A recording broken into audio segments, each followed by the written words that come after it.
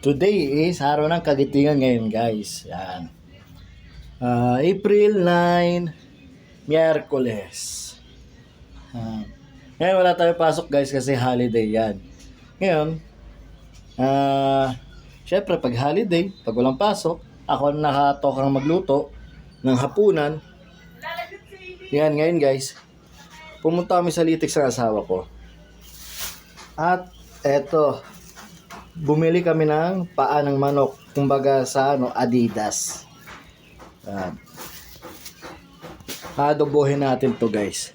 Kasi nag-grave daw yung asawa ko sa paa ng manok.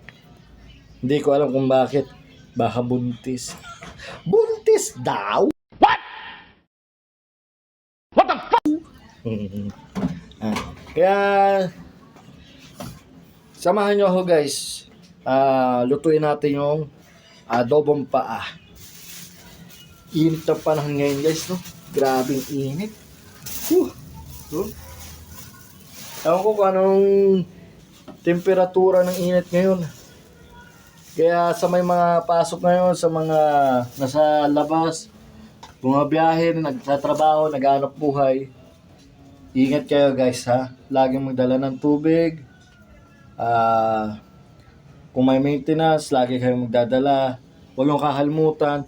Ingat dahil sa panahon ngayon, guys, dahil super init talaga.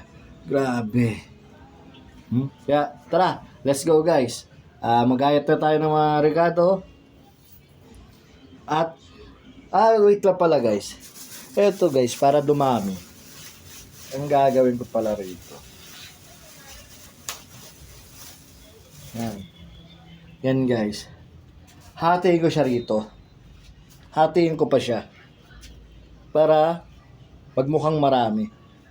Kasi ito, guys, halagang 150, parang konti lang. Kasi, guys, paborito namin yan. Kasi paborito ng mga anak ko. Kaya hatiin natin para dumami siya. Tara, kaya let's go! Ngayon, guys, napaghiwa na tayo ng sibuyas, bawang, luya. Eto. Tapos, antayin na lang natin lumambot yan, guys. Pag lumambot, okay na. Tsaka na natin titimplahan yan. Kaya, abang-abang na lang mamaya, guys, kasi palobat na ako, nalimutan kong i-charge yung cellphone ko.